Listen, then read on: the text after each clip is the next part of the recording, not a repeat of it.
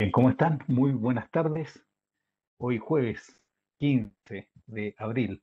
Bueno, damos inicio a esta nueva sesión para que podamos seguir aprendiendo, ¿cierto? En este taller de valorización y elaboración de presupuestos. Así que bueno, ahí damos la más cordial bienvenida al profesor Rafael Contreras. Rafael, adelante. Gracias, hola.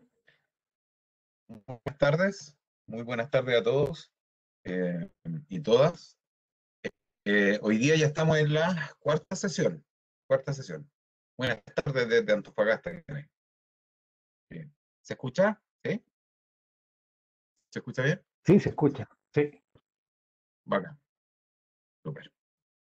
Entonces, vamos a partir con un pequeño recordatorio, eh, pero antes voy a esconderme para no gastar tanta. También. ¿Sí? Así es que, a ver. Todos aquí están Elaine, Francisco, Gerald, Ingrid, Yanara, Luis, Matías, Sandra, Sandra Plaza, Silvia Vázquez, Sofía Rojas, Sofía Rojas. Ujú. Sí, hay un Perfecto. pequeño aviso. Bueno, ahí estaba viendo un mensaje. La idea es que coloquen en el chat, chatear con todos, por favor, para que Eh, para que puedan ver los todos chats. puedan ver. Así es. Ok. Hoy día esta cuarta sesión. Bueno, nosotros hemos tenido muy avanzando en el módulo, digamos, de presupuesto, básicamente considerando lo que es el sistema presupuestario, pero también hemos visto lo que es la base, digamos, de qué es presupuesto, y la base de los presupuestos es el concepto de planificación. Y la planificación es una de las tareas del administrador de una empresa.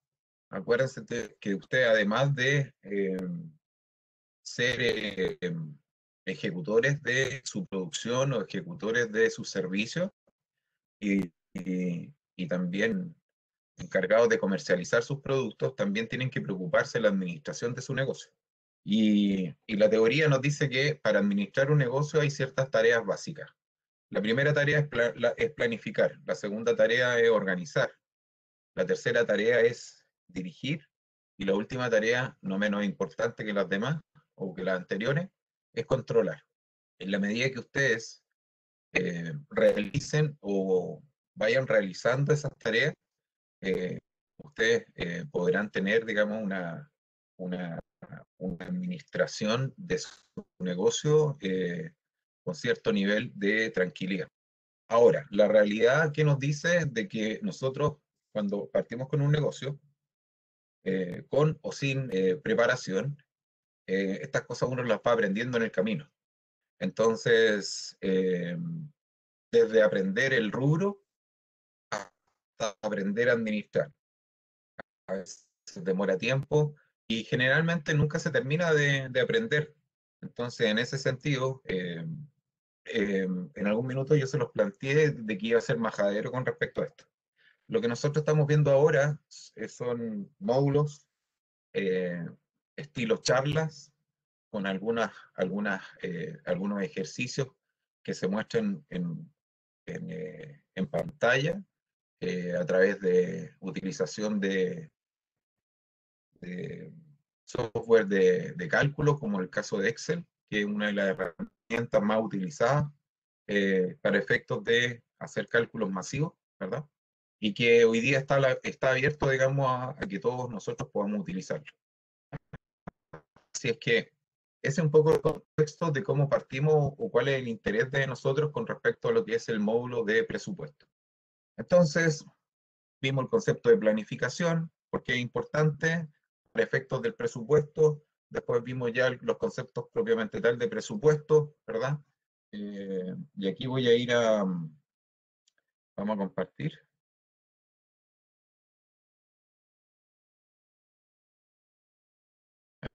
ya se está Ahí se ve compartiendo. perfecto. Muchas gracias, Pato. Eh, eh,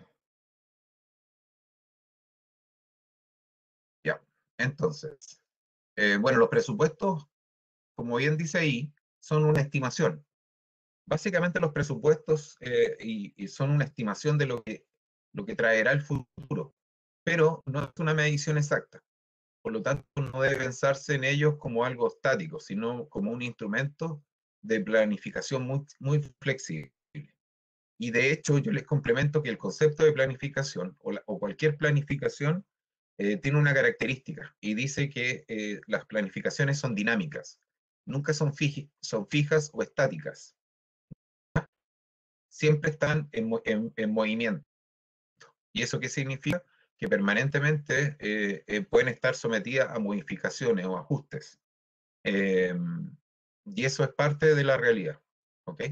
Entonces, y aún así, cuando en una empresa, una pequeña empresa, una microempresa o un emprendimiento, parte, sin tener una planificación formal propiamente tal, eh, ustedes de alguna manera se proyectan en el futuro y en ese sentido realizan acciones que les va a permitir poder lograr eh, eh, tratar de cumplir esas expectativas que tienen ustedes.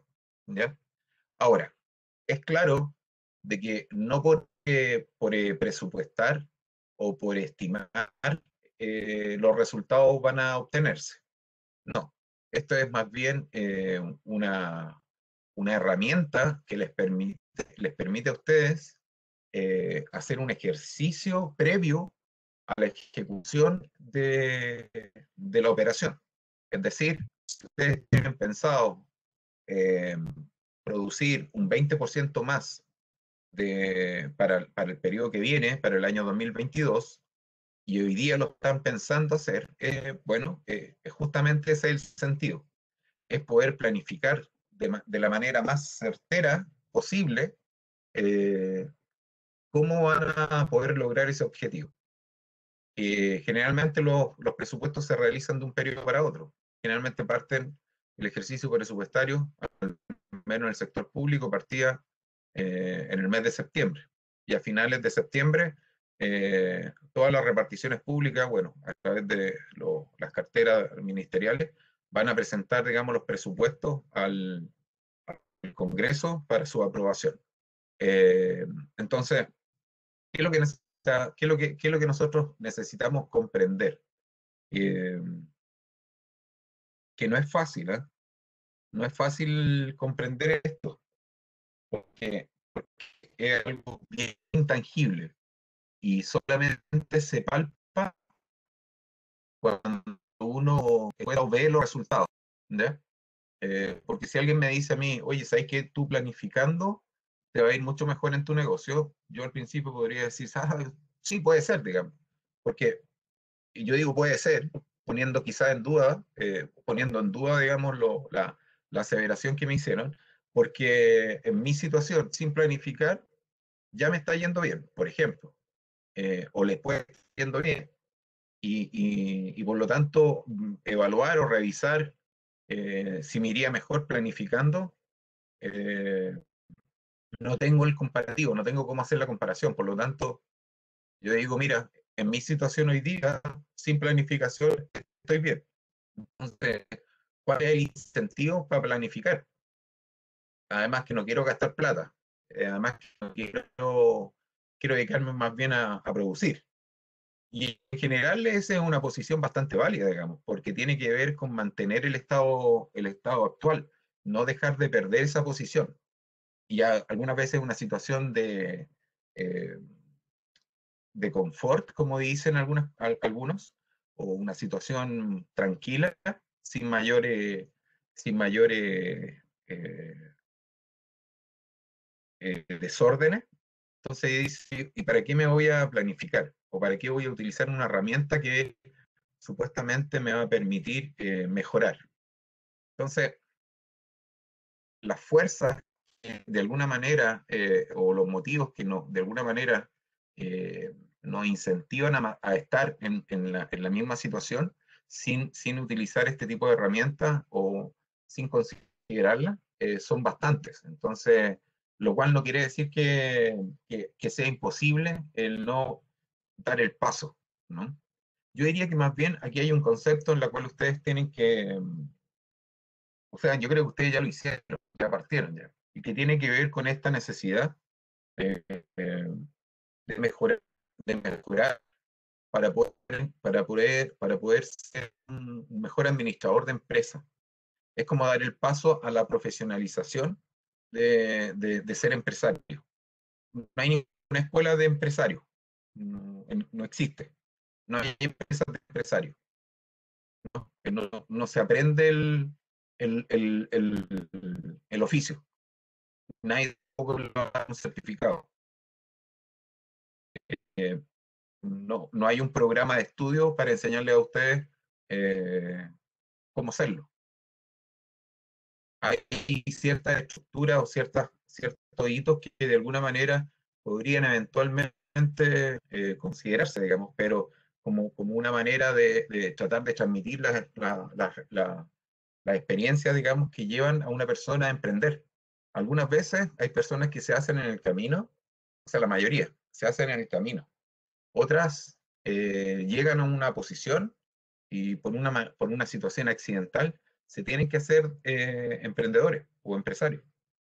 Y lo que los ha asustado no es experiencia, sino que más bien eh, la capacidad y el conocimiento eh, que le ha dado quizás algún tipo de estudio. Entonces, sobre esa base teórica se sustentan y el resto más bien la van consultando a quienes saben o tienen la experiencia. Por lo tanto, en esto los factores de éxito son bastante diversos, ¿ya?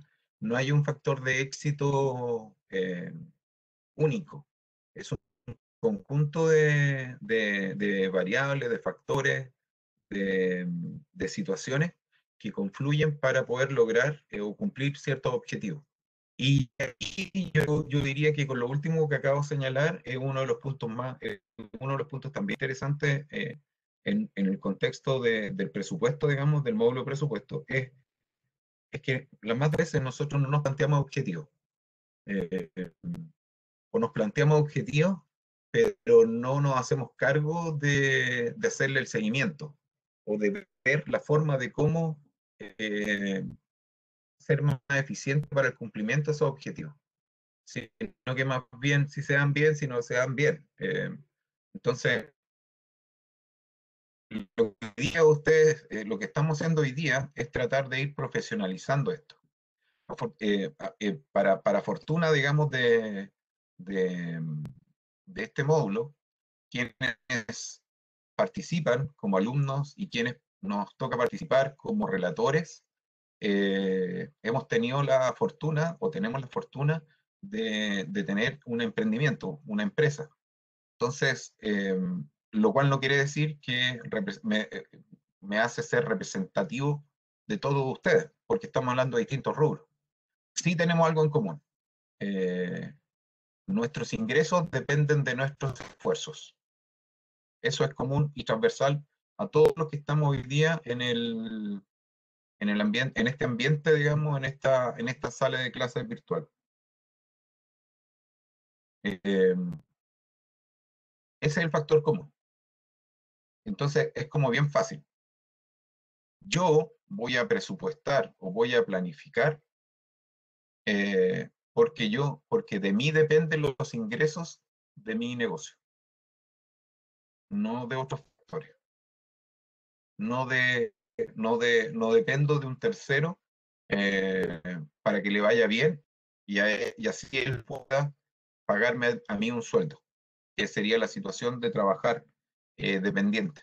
No, esa no es la situación en la cual estamos nosotros, los que estamos hoy día presentes, no es la situación. La situación es que nosotros tenemos que eh, generar acciones que permitan generar ingresos, lidiar con todo aquello que significa administrar recursos. Y en la medida que nosotros vamos adquiriendo conocimientos, experiencias de otros, buenas y malas, nosotros vamos mejorando nuestra capacidad de administración. ¿Sí? En estos minutos, digamos, es importante que, que lo tengan muy presente. Eh, hay, yo entiendo muchas veces que la ansiedad, ya llevan bastante tiempo, digamos, trabajando independiente, ya de alguna manera van metiendo esta tranquilidad inquietante de un empresario, que vamos aprendiendo de que hay ciertos periodos en los cuales las ventas siempre disminuyen, que vamos sabiendo que dependiendo de cómo uno se comunica o cómo es receptivo a los requerimientos de sus clientes, va a depender de si me genera más trabajo o menos trabajo. Entonces, hoy día, ustedes están acá escuchándome, eh, han ido analizando algunas cosas que hemos estado viendo. Este, este curso nos apunta a, comillas, a mostrarles del por qué deberían ustedes presupuestar o deberían ustedes utilizar presupuestos, o del por qué ustedes debieran saber o analizar los costos. Lo que sí tienen como sentido estos módulos es cómo se hace, pero quien en definitiva le da el sentido es la efectividad de cómo lo utilizo y si efectivamente me genera resultados. En la medida que van poniendo en práctica esto, van entendiendo el beneficio que les genera. ¿Sí? Vamos avanzando un poquito para...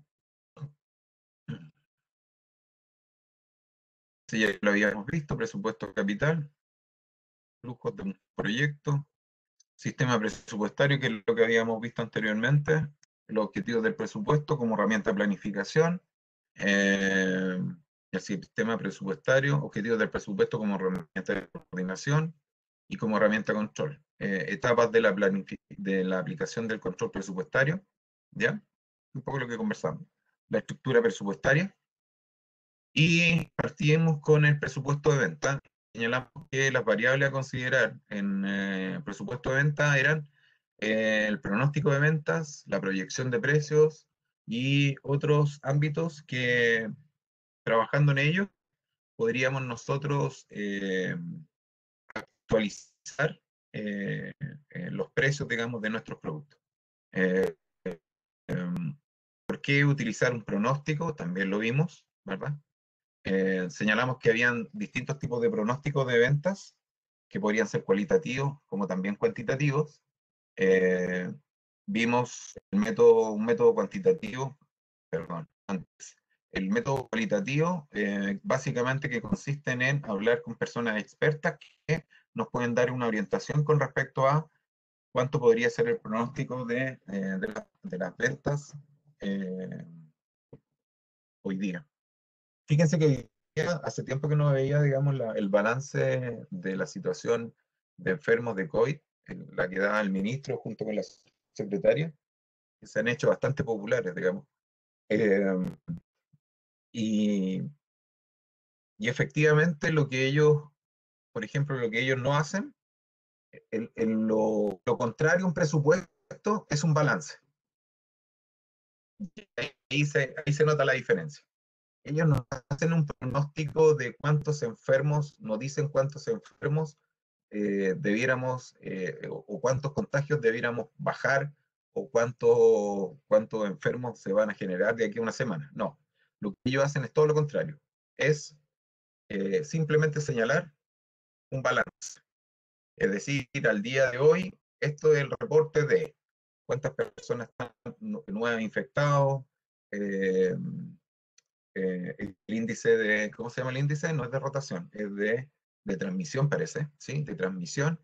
eh, eh, la cantidad de personas que han sido vacunadas, la cantidad de personas que han sido vacunadas con doble, doble vacuna, digamos, las dos dosis, y eso hacen.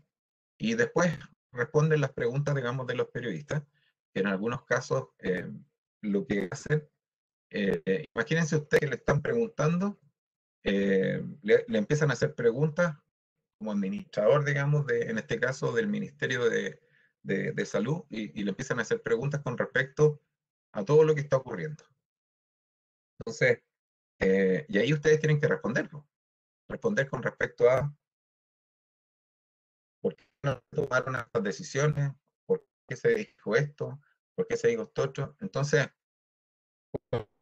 cuando uno no está preparado, o cuando uno no ha tenido la experiencia, o no ha tenido el bagaje que significa un evento como el que estamos hoy día eh, enfrentando, y nosotros y todo el mundo, eh, es difícil responder. Fíjense ustedes cuando partieron recién con sus negocios. Había muchas preguntas que ustedes no, en ese minuto no eran capaces de responder. Y la idea es que ustedes mismos, con el tiempo, vayan adquiriendo ese conocimiento, esa capacidad para ir respondiendo. Y no solo a ustedes mismos, sino que también para ir respondiendo y dando seguridad a la gente que está trabajando con ustedes, a sus clientes, eh, a proveedores, eh, en general al entorno, ¿sí? Entonces, un poco eso, de eso se trata, digamos, esto de las herramientas de presupuesto en una organización, en una empresa. El presupuesto simplemente es una herramienta que nos permite pronosticar, ¿verdad? Predecir de una manera técnica, ya sea cuantitativa o cualitativa, los resultados que esperamos lograr en el futuro. Hablamos de venta cualitativo, utilizando el promedio simple, utilizando el promedio móvil ponderado. Y bueno, hay una pequeña descripción de los resultados. Hablamos también de la proyección de los precios, porque recuérdense ustedes que las ventas tienen dos componentes.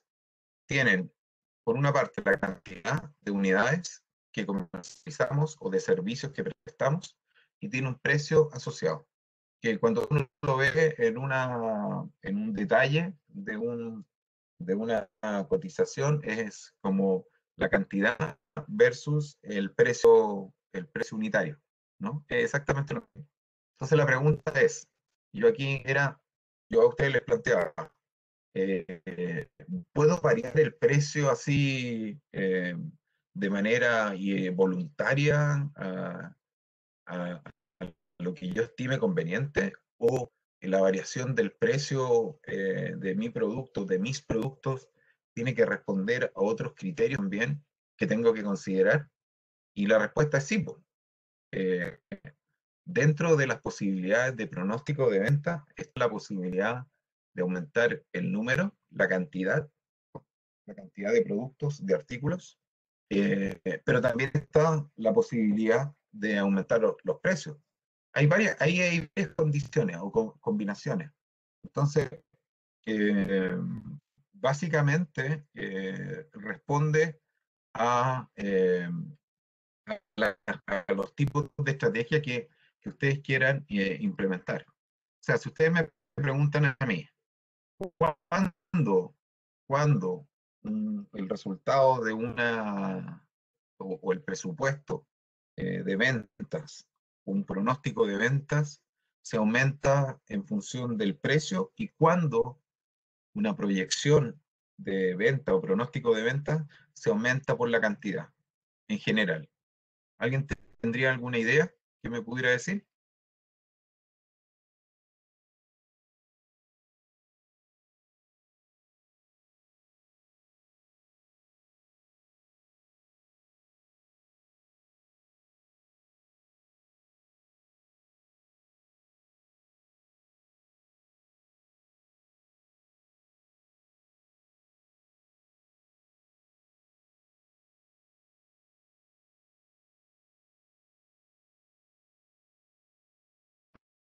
¿Alguna idea?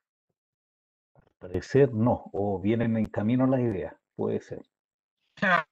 Siempre hay que, ahí con fe, ¿ah? Vamos, estimados participantes, ¿Qué hacen emprendedores. ustedes, o qué es lo que hacen ustedes, por ejemplo, con sus productos o servicios? Eso. ¿Qué hacen ustedes?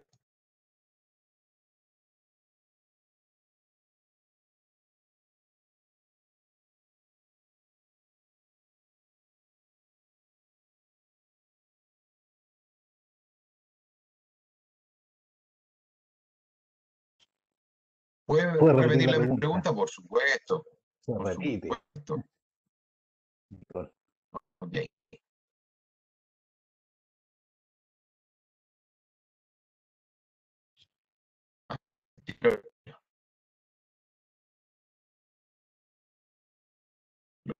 Y Recuerden que ahora, pregunté fue eso. básicamente lo siguiente. Dale, siga nomás, Patricia. Sí, sí, no, mira, brevemente, que pueden ya usar el chat porque ahora ya entre sus compañeros pueden ver la información, todo lo que ahí se está preguntando. Así que bueno, ahora el profesor Rafael va a repetir ahí la pregunta. Sí,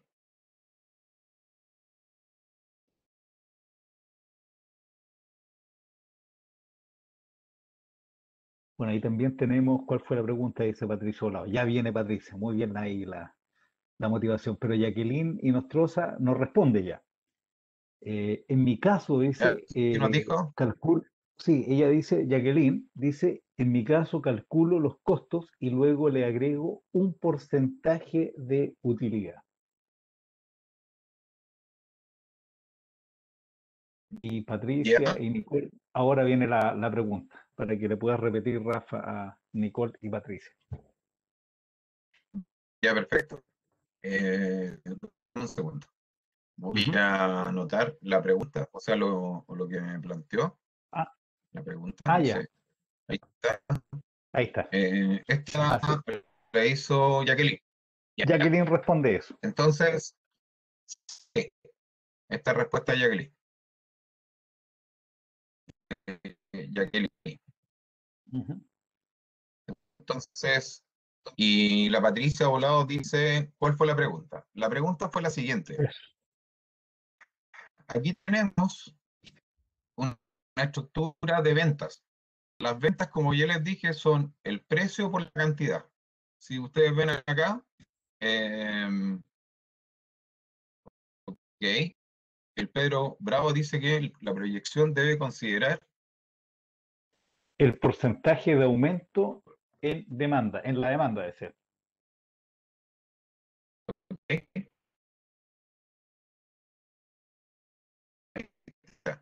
Entonces, la pregunta apuntaba que aquí tienen ustedes una estructura de ventas, una ecuación simple, donde yo le aplico, este es el precio del producto y esta es la cantidad que estoy vendiendo. Entonces, si yo multiplico estas dos, me da total de venta de 120.000. Acá yo mantuve el precio y aumenté la cantidad. Y en la tercera opción es, aumenté el precio y mantuve la cantidad. ¿En qué circunstancias o en qué condiciones o en qué situación ocurren, pueden ocurrir estos cambios? Se fijan, yo acá estoy, en toda esta, aquí por ejemplo, esta es la venta base, ¿ya? Esta es la base, ¿verdad? O año cero, por decir así, año cero. Acá consideré año uno. Y aquí, por ejemplo, año dos. Entonces, la pregunta, teniendo claro este año base, ¿en qué circunstancias generé este, este aumento? ¿O qué variable es la que utilicé para aumentar las ventas? Aumentó la demanda del producto vendido, perfecto. Aquí aumenté la cantidad.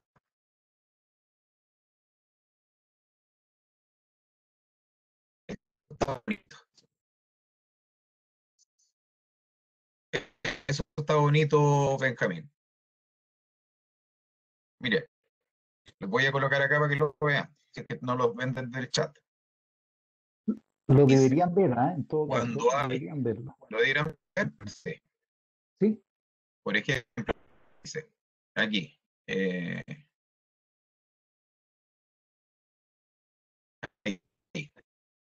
dice, cuando hay mayor demanda y poca oferta, puede aumentar el precio sin bajar la cantidad de ventas.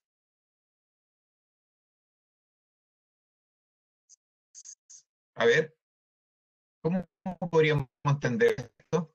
Cuando hay mayor demanda, es decir, yo estaba vendiendo 1000 y ahora se genera una demanda de 10.000 o de 1200. ahí el ¿Sí? Pedro nos dice, ejemplo, la benzina, ¿sí? El alcohol gel, ¿Ya? como ejemplo, ahí no, Pedro ¿Ya? nos dice eso. Perfecto. Ya. Entonces, acá hay varias situaciones. Por ejemplo, acá, en estas dos, en esta opción, en la opción uno o la opción de 144.000, las ventas aumentaron vía cantidad, sin ninguna variación del precio, ¿cierto? Ahora, la IEL tiene razón. Todo esto tiene relación con la oferta y la demanda, claramente. Eso es así.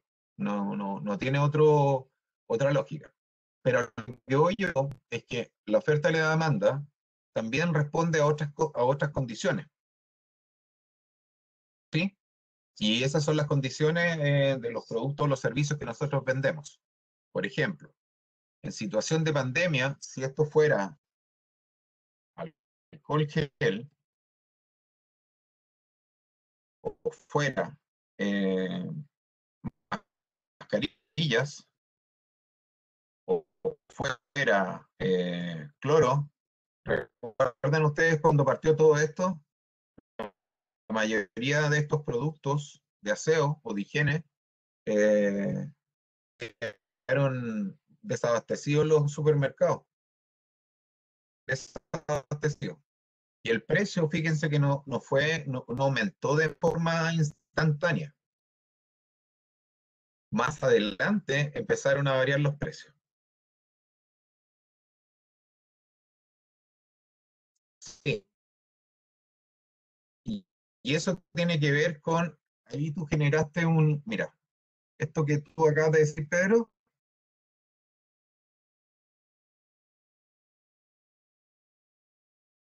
eh,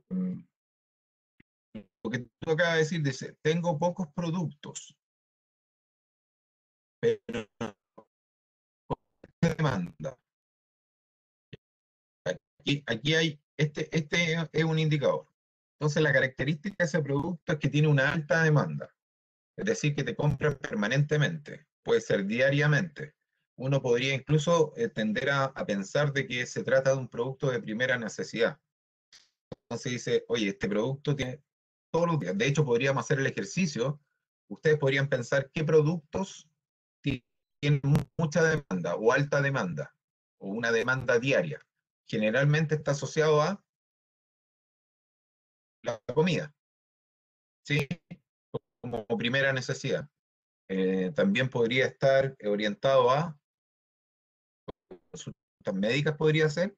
Uno no va todos los días, pero el pan, sí, que es un producto alimenticio que se utiliza todos los días y en distintos horarios.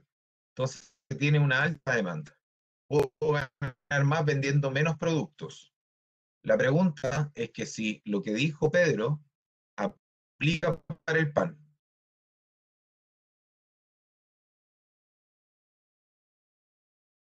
¿Sí?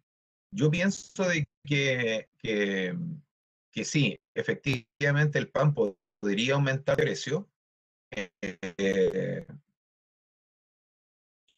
y podría vender menos cantidad y ganar por el precio, ¿cierto?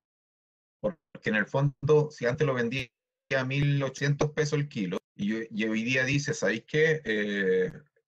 Se está haciendo más difícil el poder conseguir pan, entonces lo va a vender a 2.000 pesos. Claro, efectivamente, como comercializador va a ganar 200 pesos más que no estaba ganando antes.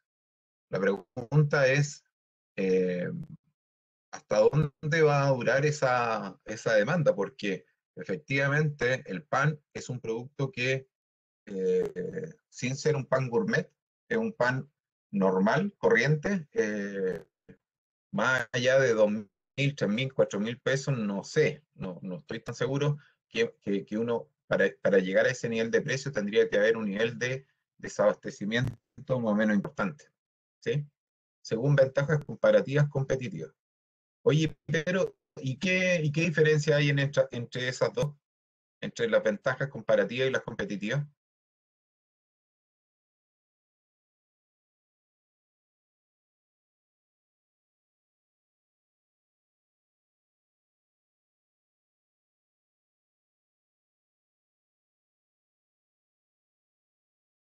¿Ya?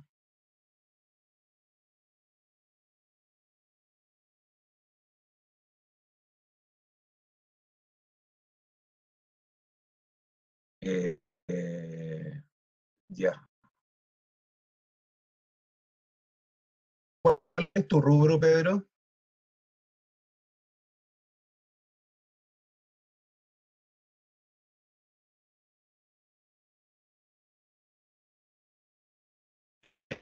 Educación. ¿Tú tienes, tienes una OTEC o tienes un colegio? Profesor de inglés. ¿Eres profesor de inglés particular?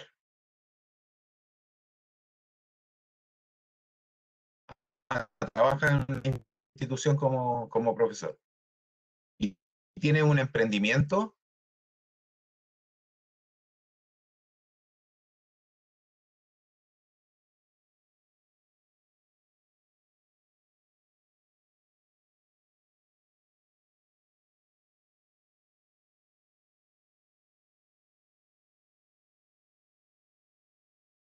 Ok. Mira, para ir clarificando algunos conceptos, cuando hablamos de ventajas comparativas y ventajas competitivas, básicamente cuando hablamos con ventajas comparativas tiene que ver con los recursos que nosotros tenemos en comparación a otros. Si uno lo coloca de esta manera, en el juego del baloncesto o del básquetbol, conocemos nosotros, una persona que mide 1,98 m versus una persona que mide 1,60 m, hay una diferencia comparativa, ¿cierto? Eh, un mismo deporte, las características físicas de ambos saben jugar básquetbol, ambos pueden estar jugando quizás en una liga de básquetbol, pero desde el punto de vista de las características del deporte, el tamaño o la altura del jugador de 1,80 m y tanto o 1,90 m versus el jugador de 1,60 m, indistintamente de la posición en la cual jueguen, es una ventaja comparativa. Insisto, dado las características del juego. Ahora, eh, si yo considero que eh, estas personas pueden tener distintas posiciones, por ejemplo, el de 1,60 m tiene una posición que es el que dirige, digamos, el partido, el que reparte y distribuye la pelota, ¿sí? En el caso, si lo llevamos al fútbol, es nuestro mago Valdivia, ¿sí? eh, eh, o nuestro Arturito, en el caso de donde juega. Entonces, y por otro lado, tienes a un jugador delantero o el de 1,90 m que tiene el fin único y exclusivo de ir, levantar el brazo y aceptarlo. Desde el punto de vista competitivo, ambos están compitiendo, pero tienen distintas competencias. Entonces, yo soy competitivo porque tengo otras capacidades, otras características, ¿verdad? pero se tienen que relacionar, se tienen que, están en relación a otros. Yo voy a ser más efectivo que el otro delantero, ¿sí? Y voy a ser mucho más eficiente que los demás distribuidores de pelota, digamos, de básquet, ¿sí? Si lo queremos ver desde el punto de vista de mucho más arraigado en nuestro país, nosotros tenemos ventajas comparativas en la producción, o perdón, en la extracción de cobre, todavía, en relación al resto del mundo. Pero no tenemos ventajas competitivas en relación a la producción de artículos en la transformación del mineral en producto, que sí la tiene, por ejemplo, China. El caso que yo les contaba del cobre, que nosotros se los vendemos, pero es también tecnología, que nosotros se los vendemos a China y China lo devuelve como planchas para que nosotros podamos hacer artesanía. Entonces, ahí tiene un ejemplo relacionado con un producto, con un artículo que es cobre.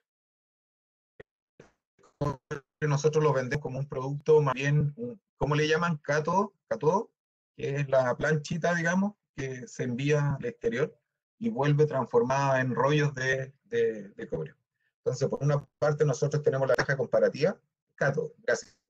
Eh, todos, gracias. Esa es nuestra ventaja comparativa. Y los chinos tienen la otra ventaja, que es la ventaja competitiva. ¿Sí? Ahora, eso también con el tiempo va cambiando, porque las estrategias también van cambiando. Acuérdense de que el otro mineral que nosotros tenemos se llama, ¿cuál es el otro mineral que tenemos? Que es un metal, en el fondo, que sirve para hacer baterías, litio. Perfecto. Adivinen quién se hizo dueño del litio, o a quién se la vendimos. Pues somos los reyes, los chinitos, a los chinitos.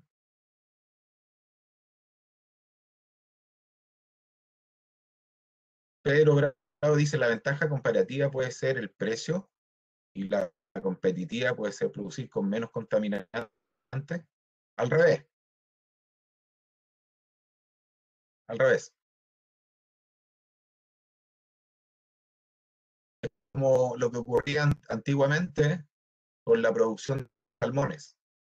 Nosotros, todas las características fluviales y de lagos en el sur de nuestro país, teníamos una ventaja comparativa para la crianza de salmones. E incluso llegaron a acusar de dumping, es decir, de subsidiar a los productores o criadores de salmón. Y ahí esa ventaja comparativa se traspasaba al precio. Las competencias les permiten producir más limpio, las competencias profesionales permiten producir más limpio. O sea, yo entiendo que las competencias profesionales tienen que ver con características de las personas que ejercen una profesión y que estaría relacionado con la producción limpia.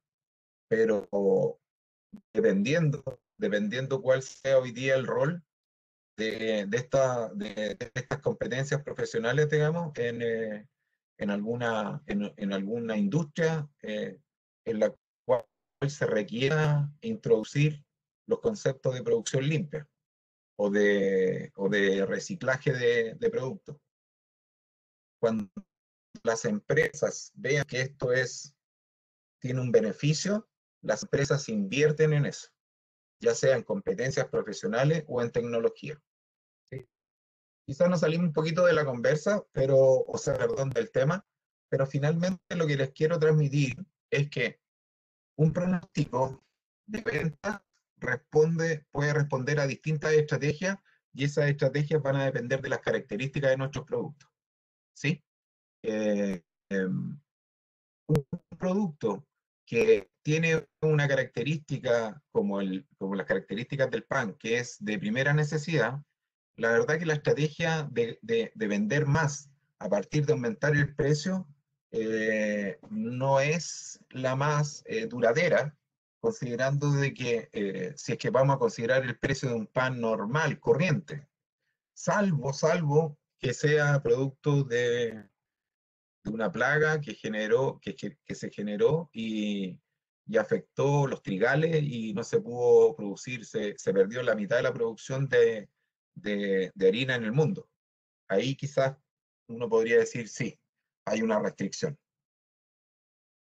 El aumento del precio permite vender más, no vender más, sino que las ventas sean mayores. Habla de vender más, estás hablando de cantidad. Que aquí tenemos precio y aquí tenemos cantidad. Si tú estás aumentando el precio, lo que estás haciendo, estás aumentando tu margen de ganancia. Y ojo, y ceteris paribus lo demás, es decir, tú aumentaste el precio, pero sin considerar de que los costos también te aumentaron. ¿Me entiendes?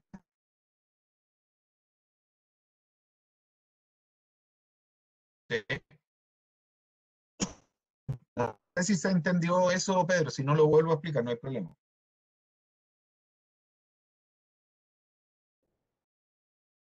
En serio, sin problema, sí. Lo importante es ir entendiendo algunas cosas que de pronto uno va visualizando, va generando. Cuando uno dice, mira, quiero vender más, en el fondo lo que está diciendo es, a ver, espérate, yo quiero vender más. Perfecto. A ver, ¿a cuánta gente le estáis vendiendo hoy día? ¿O cuántos productos estáis vendiendo? 100. Ok. ¿Dónde lo estáis vendiendo esos 100? Aquí en esta comuna. Ok. ¿Tú quieres vender más en esta misma comuna? Sí, perfecto. ¿Y qué estrategia vas a utilizar? ¿O qué, qué variables vas a modificar para aumentar tus ventas? Es decir, si el año pasado vendías 100, ¿tú ahora quieres vender cuánto? Más, po. Ya, ¿cuánto es más? 10% más. Ya, un 10% más. Entonces, el 10%, estamos hablando de 110. Queréis vender 110. Ya, ¿y qué vais a hacer para vender 110?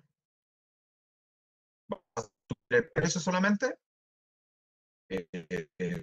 No, pues. ¿Qué hay que hacer? Eh, lo que voy a hacer, no sé, piensa cómo vender más, es decir, más cantidad, para poder llegar a un nivel de venta, un nivel de crecimiento de ventas de un 10%. Yo, ¿qué es lo que tengo que hacer? Porque las alternativas ahí son, yo aumentar la cantidad, las unidades, pero aumentar las unidades me significa aumentar también los costos. Sí, claro, yo puedo invertir, o puedo hacer más, porque yo puedo salir a las calles a- y a repartir o a vender pan en la esquina, ¿cierto? En un formato entretenido, bonito. No, solamente aumentando cantidad, pero también tengo que destinar recursos para generar ese aumento. Porque si yo no pretendo aumentar las ventas por el precio, tengo que de todas maneras plantearme el generar algún gasto que me permita generar ese aumento y obviamente voy a tener que producir más, pues. Voy a necesitar más dinero para comprar más insumos. Si yo quiero vender más, yo puedo ir a vender a la calle. Publicidad. Yo podría gastar en publicidad. Yo podría funcionar a través de redes sociales. ¿Y eso qué me va a generar? Me va a generar más probabilidades, más posibilidades de ventas. Si eso se traduce en órdenes de compra, probablemente yo vaya a aumentar mi nivel de kilos de venta de pan. ¿Pero qué significa eso? Que voy a tener que ir a comprar más insumos. más harina, más manteca, más sal, más levadura. Voy a utilizar un poco más los hornos, quizás hay que comprar un horno más o arrendar uno, aumenta los costos variables. Perfecto. Y por eso se llaman variables, porque varían en función de la producción, ¿cierto? Y yo lo que hago es, estoy tomando la decisión y lo que voy a hacer, voy a aumentar, voy a generar acciones publicitarias y por eso la publicidad se analiza desde el punto de vista de los pronósticos de venta. ¿Ok? Porque van a tener una reacción. De hecho, un colega de ustedes dijo, mira, yo no me he difundido aún porque la verdad no me gusta quedar corto y no cumplir. Y es porque está partiendo recién.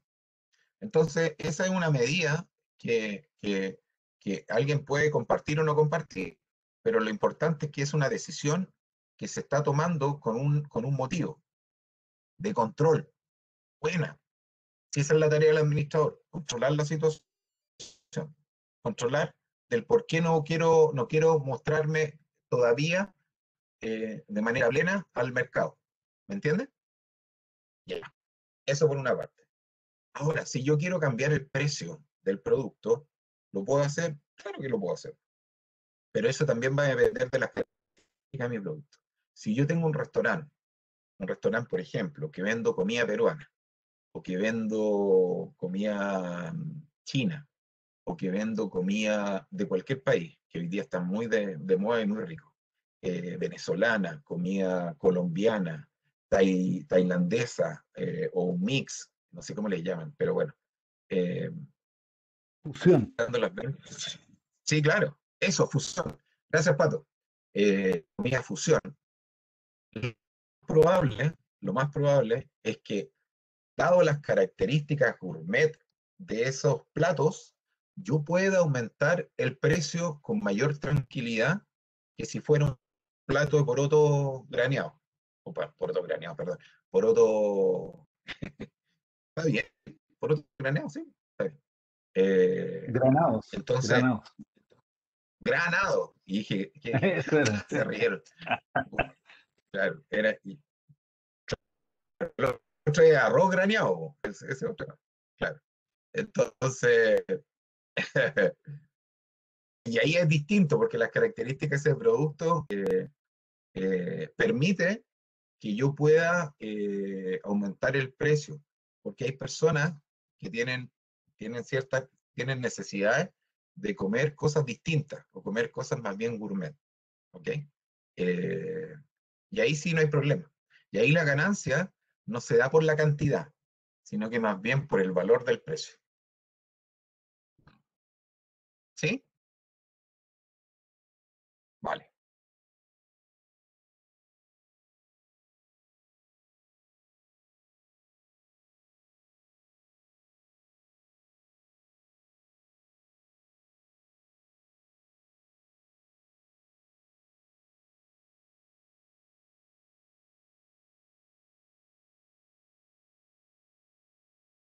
Sí, ya lo de la proyección de los precios, vimos también eso, lo del pan, lo del celular.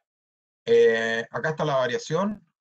En este caso era un ejercicio de la variación del pan, de la marraqueta, que por ahí me decían que al parecer eran al por mayor, algo así, y por eso era tan bajo, digamos, el porcentaje de crecimiento, que debería ser más. La publicidad lo acabamos de ver, estudios de mercado. También vimos estas fichitas que las pueden ver ahí en esta página. El método cualitativo también lo vimos, los focus group, taller especialistas, también les di recomendación de solicitar esto. Ahora, algunas preguntas, pueden haber más, y que obviamente ustedes también se las pueden formular. ¿Puedes repetir la página, la anterior? ¿Esa?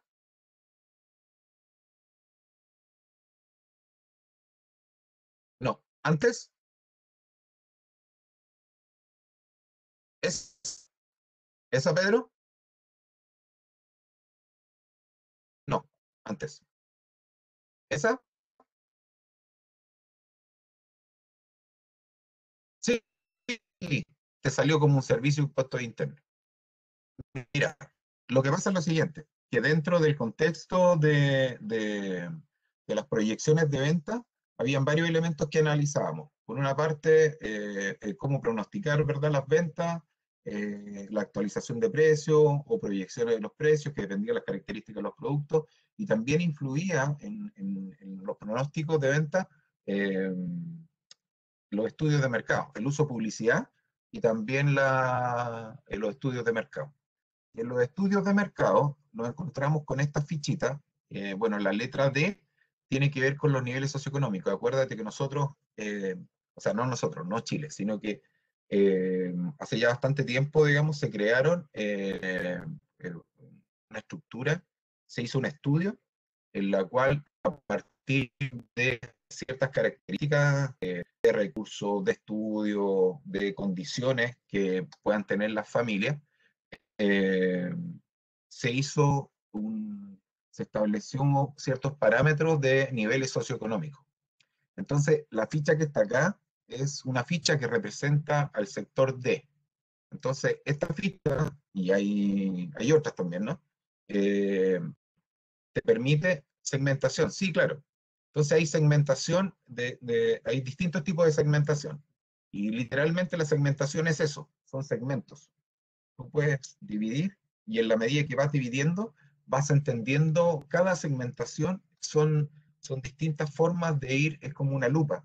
Tú vas entendiendo cada vez más. Porque yo, por ejemplo, podría solamente saber esto, los ingresos. Pero resulta que no solamente me interesa saber los ingresos del gallo, me interesa saber qué tipo de recursos tiene o utiliza. Por ejemplo, tarjetas de crédito, vehículos, teléfono móvil con plan, acceso, si tiene acceso a banda ancha. Y la pregunta sería, ¿por qué? ¿Por qué crees tú que sería importante para un empresario, para una empresa, saber estos antecedentes, saber estos datos, saber cuántos años tienen, saber qué educación tienen? Hice un prospecto de marketing para, a ver, para, ¿qué es un LED? Explícame lo que es un LED o qué significa en inglés.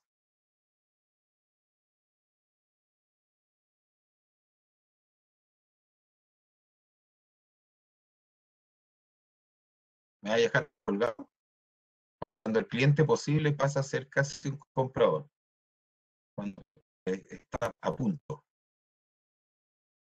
Claro, eso también se le conoce como cliente potencial. Sí, pero para saber quién puede comprar o no, más que saber de quién puede comprar, es para identificar las características, porque probablemente a una persona o una empresa le interese solo esto. Eso.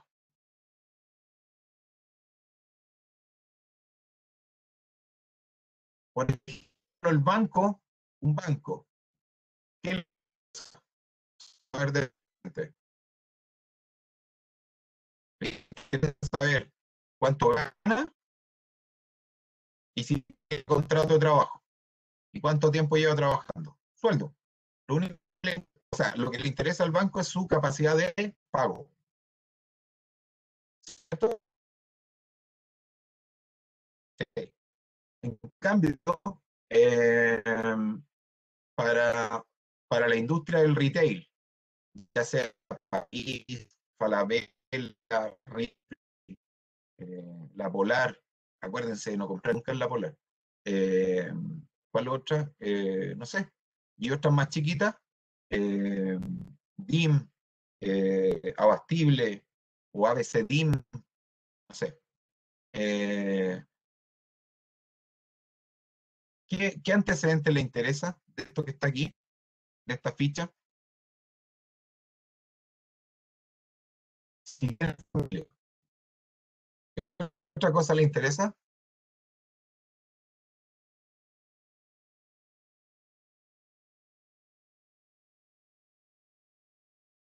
La edad quizás,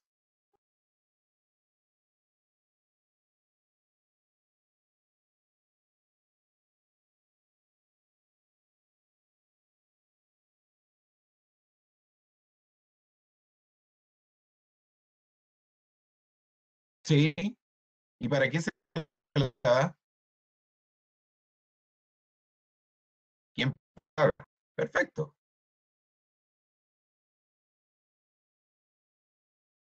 exacto. Los riesgos del deudor, de demanda. Entonces, ¿cuál es la idea? Es que si yo tengo un bajo sueldo, pero es 400.000 pesos, yo te puedo ofrecer una tarjeta de crédito sin costo de mantención. De hecho, el líder lo hace así, ¿no?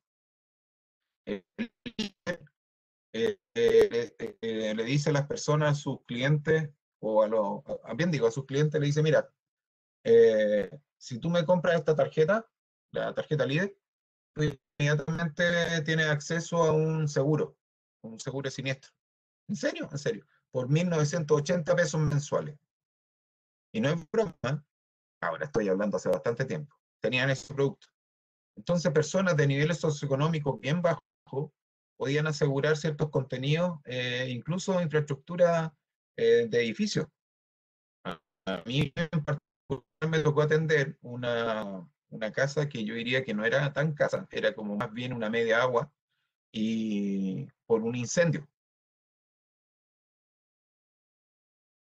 Y una suma de 1.900 y tantos pesos mensuales. Entonces, hoy día, por ejemplo, a partir de esa tarjeta, le pueden ofrecer eh, otros servicios y le venden otros servicios. Y eso lo hacen en alianza con un corredor, con una compañía o con un broker. Falabella, por ejemplo, y Falabella Corredores se dedican a vender seguros. También, aparte, ¿qué es lo que además vende Falabella?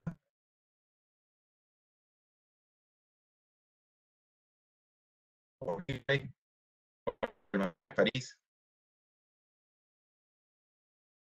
es turístico. Entonces, para eso sirve esta ficha.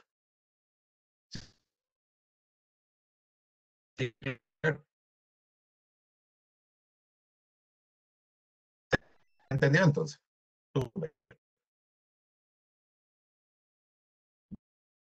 Visiten esta página y ahí pueden ver estos estudios, porque han ido actualizando esto. Ustedes también pueden generar sus propios estudios de mercado, para ir conociendo de mejor forma su... Hay otras páginas, ¿te refieres de la PPT? O no, acá adentro, si tú te vas acá, vas a poder encontrar... eh, sí, sí, esta es una asociación de asociación de estudios.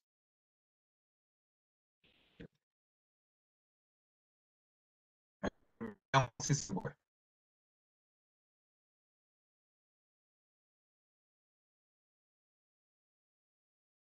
Te quedan las cosas tu culpa, Pedro.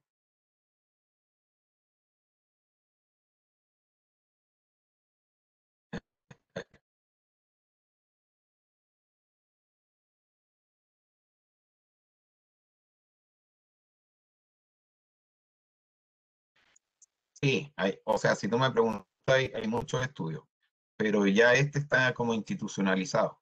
Ya.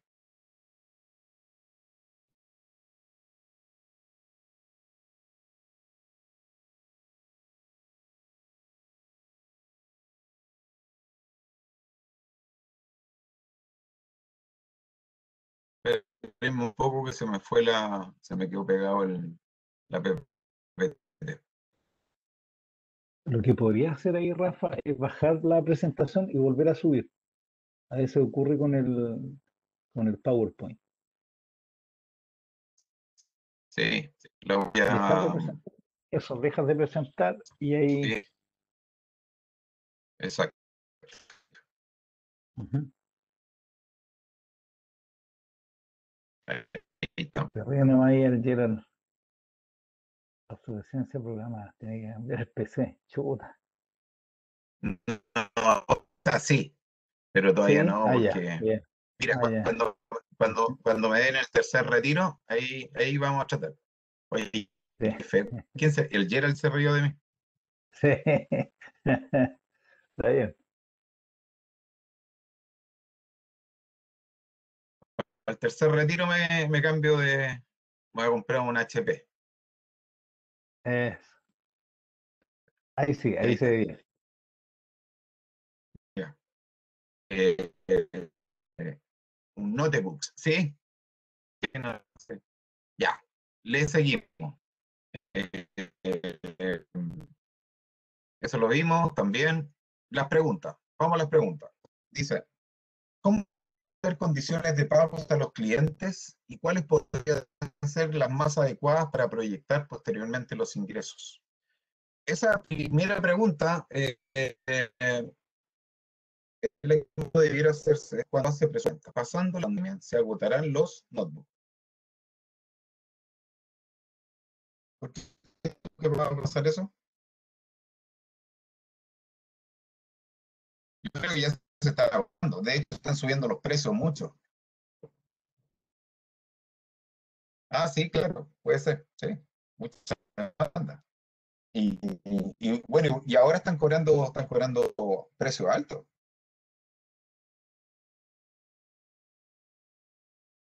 Sí, de hecho, están agotados por demanda y aumentaron su valor.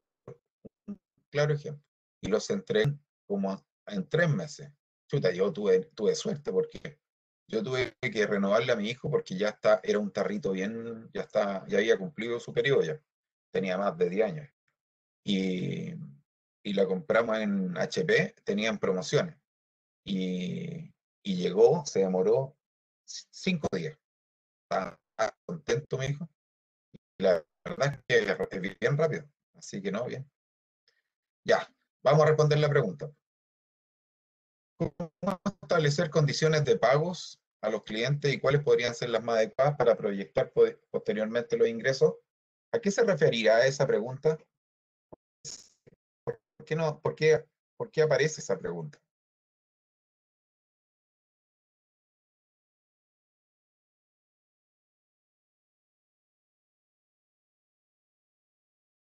¿Alguno de ustedes, alguna idea?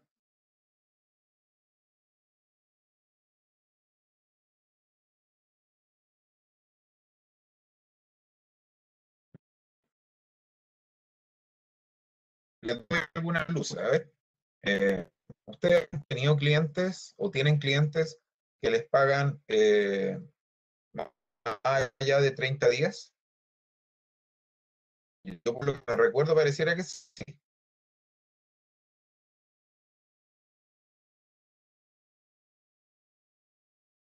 Bueno, cuando una empresa tiene clientes, que generalmente son clientes de empresa, no son clientes personas naturales, eh, le dicen, mira, ¿sabes qué? Ningún problema, tú me mandas la factura y yo entre 15 30 días o te pago. Ese es el mundo de Bills y PAP. O sea, cuando ocurre eso es una maravilla. Es casi una fantasía.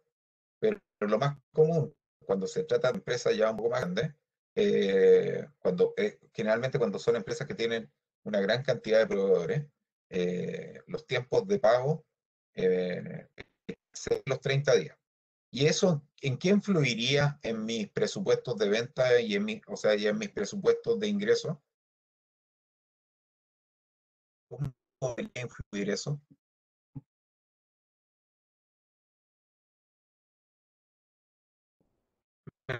¿Escuchan, chiquillos?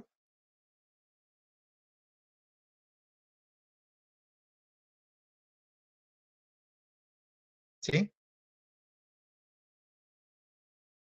Plazo 30, 60, ¿sí? ¿Se refiere al crédito? No, en el caso del cliente no es o sea, si tú le diste ese crédito al cliente, chuta, te felicito porque no es fácil. pero generalmente cuando hay clientes que son empresas más grandes, son ellos los que establecen las condiciones de pago, no uno. Salvo que, como muchos otros microempresarios, simplemente han tomado la decisión de no prestar servicio ni vender productos a nadie que no le pague a 30 días o al contado. Me refiero, yo daría, el Benja dice, yo daría crédito dependiendo de la constancia de la toma de servicio. Sí, como criterio está bien. Eh, tiene que ver con eso. Tiene que ver con dar plazos. Si uno da plazo, puedes programar tu flujo. Ahora, los flujos, estamos hablando de flujos tanto de ingresos como de egresos. La mayoría de los flujos de egresos que generalmente tienen las empresas son flujos que están más bien, salvo algunas negociaciones, son, eh, son mensuales. Eh, pueden ser anticipadas o vencidas, pero generalmente la unidad de tiempo es mensual o la periodicidad. No así los ingresos. Y en ese sentido afecta porque la empresa nosotros compramos o nos proveemos de insumos eh, mensual o incluso semanal. Entonces necesitamos tener eh, recursos para poder pagar esos gastos. Y si nos pagan si nos pagan a 60 días, 30, 60, 90 días, efectivamente voy a tener que fijarme muy bien en los tipos de clientes en los cuales yo me estoy basando para hacer mi presupuesto de venta. Sí, porque yo tengo que definir claramente cuándo voy a tener esos ingresos y cuándo tengo que tener eh, dinero para pagar mis compromisos. Por eso es importante esa pregunta. Eh, eh, y las condiciones de pago, nuevamente, hay ciertos clientes que ustedes podrían negociar perfectamente las condiciones de pago, pero hay otros que establecen sus propias condiciones. Yo te voy a pagar en tal fecha, o a tales fechas, o en 3 cuotas, o en 6 cuotas. Y ahí hay mucho que hacer, sobre todo cuando el poder de negociación es mayor en el cliente. Puede ser que él te compre un gran volumen que para ti significa, en términos de las ventas totales, un porcentaje alto. Entonces te interesa mantener ese cliente porque te compra grandes volúmenes. Y eso es lo que te mantiene, comillas, a la larga, te mantiene, digamos, la operación del negocio. Pero el que te compra al contado es el que te ayuda a financiar la operación día a día. ¿Sí?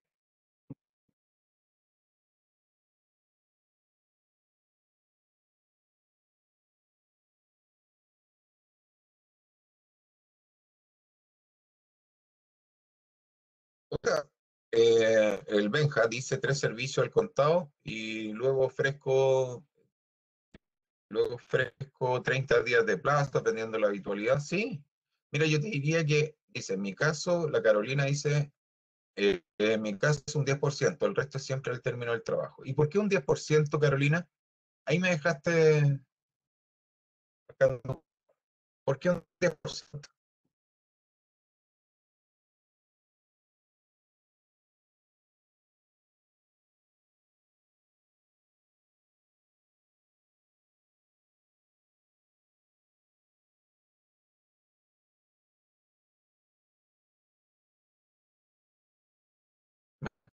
¿Me escuchaste, Carolina? Te pregunto si, ¿por qué define un 10%, digamos, como de anticipo?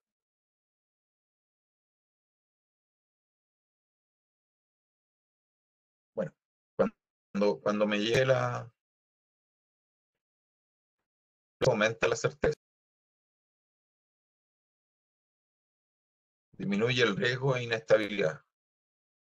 El poner plazo, eso depende. ¿Por qué se establecen plazos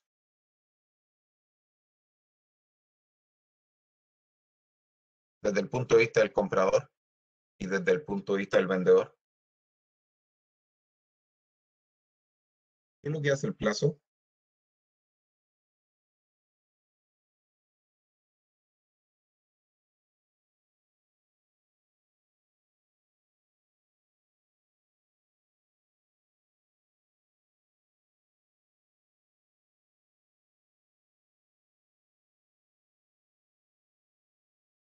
Sí, más compras, más plazos, pero eso también tiene un límite.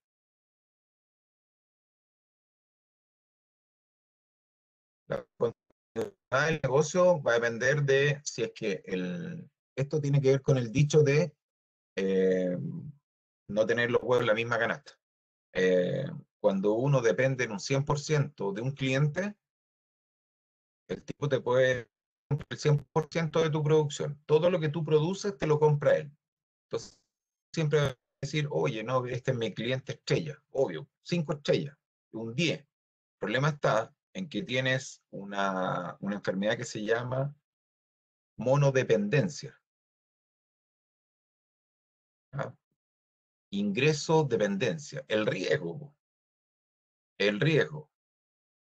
Hay una directa relación entre los resultados de la empresa cliente versus tus resultados.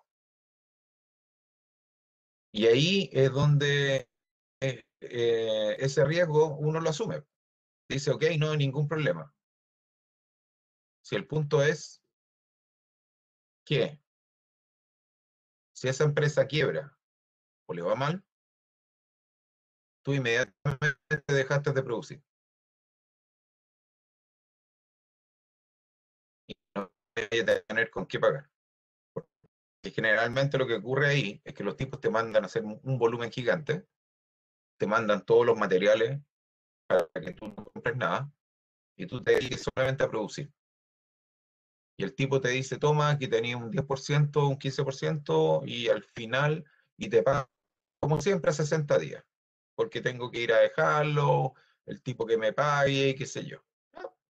Entonces, tú te das vuelta con el 10%, te llega desfasado, te llegan los ingresos. El punto está que si le va mal a la empresa, perdiste tú. A un amigo le pasó que una empresa quebró y le quedaron debiendo mucho, ya que tenía varias facturas a plazo. Eso está lleno de casos. Eso, por esa imperfección, porque esa es una imperfección. No sé si eso lo van a meter, digamos, en el, yo a todo esto, yo encuentro que hoy día pero bueno, no, nada, pero yo creo que ese sería un tema, digamos, a tratar para estos señores nuevos políticos que les llaman convencionales, o sea, a tener que conversar esto, porque resulta que como, es como, es como, como extraño. Las empresas que dan trabajo son las empresas de menor tamaño. Y son las que tienen, y son las que sufren, digamos, por pagos a 60, 120 días, a veces incluso un año, que las empresas más grandes hacen. Están más expuestas, claro, desde el punto de vista financiero.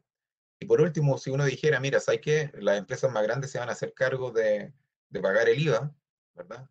Como en algún minuto se planteó, se dijo, oye, ya, el tenedor de la factura se hace cargo, se hace responsable del compromiso impositivo. Le hicieron la media tapita en ese entonces a la presidenta Bachelet. Una de las pocas iniciativas interesantes para el mundo empresarial de menor tamaño. Pero no, pero le hicieron tapita, digamos. O sea, ¿sabes lo que es la tapita, no? Le dijeron que no. Porque tiene un impacto gigante. Quizás no iban a dejar de morir, digamos.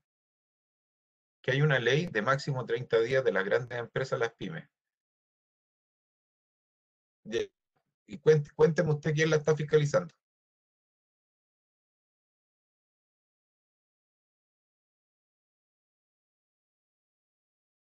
¿Quién la fiscaliza? Les explico, insisto, no hay una escuela de empresarios, nos vamos formando en el camino. ¿Y sabes lo que uno va aprendiendo en el camino? De que si uno llega a acusar o a comunicarle a un ente fiscalizador de que su cliente no le pagó la factura 30 días, ¿sabe lo que va a pasar o no? ¿Le cuento lo que le va a pasar? Le van a cortar el agua, no le van a comprar más. Sí, pues. Entonces, entonces, por eso yo digo que, mira, es súper choro, súper popular hablar de esto, ¿no? Y que, exacto, si es una cuestión natural. Si el tema, ¿cuál es? Es que generemos los medios, por ejemplo, porque esto es una cuestión de, si ustedes me preguntan, es una cuestión de educación, ¿no? No es una cuestión de ni religiosa, ni política, no, no, es una cuestión cultural. O sea, piensen ustedes que lo que ustedes están produciendo, lo que ustedes están haciendo, ¿ustedes qué les pidieron? Un producto con tales características. Puta, mira, sí, poco menos que tiene que hablar solo lo que ustedes le tienen que mandar y que dure para el resto de la vida. Y lo necesito para 15 días. ¿Te parece? Sí. Y ustedes se lo tienen en 10 días. Entonces, y lo entregan. Y le dicen, aquí está la factura. Perfecto, ni un problema. Y ya, mi viejo, nos vemos entonces. Ya. 60 días. Y usted cumplió en menos de 15 días. Y resulta que usted tuvo que pagar materiales, y más encima después se acerca el mes siguiente y hay que pagar el IVA, chuta, y no pasa nada con el cliente.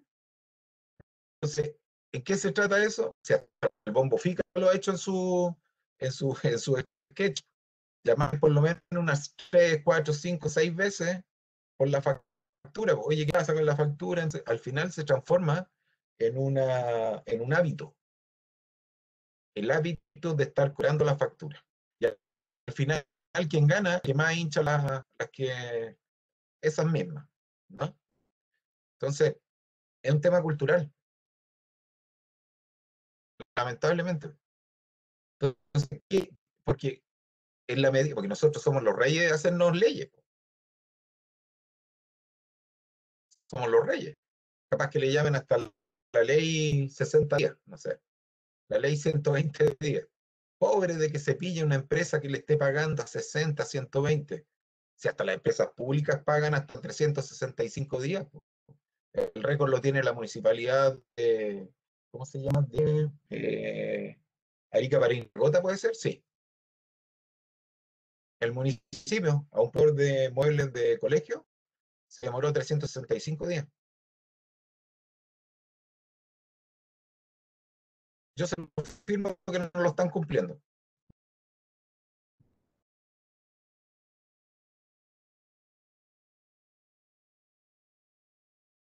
Sí, pero es que ahí es re fácil, po. Pero anda a obligar a un privado. Si ahí están las lucas.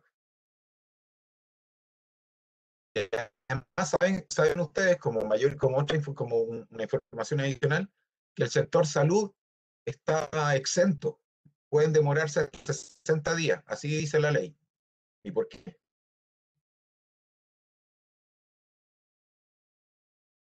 ¿Y por, y por qué yo voy a hacer una excepción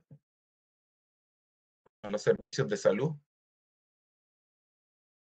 Lo paga el Estado. ¿Saben por qué pasa eso, no?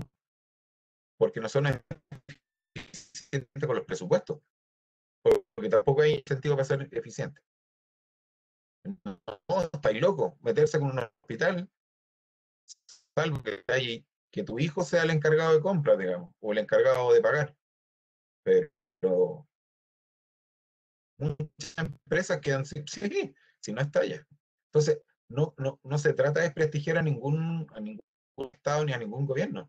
Se trata simplemente de que del dicho al hecho, o sea, hay mucho trecho. Y yo Yo me jacto de haber mandado cinco reclamos formales a las corporaciones de educación de la municipalidad de Puente Alto, a la de la Florida, a la de La Pintana, porque no le han pagado, se han demorado 8 meses en pagarle 380 lucas a mi microempresario.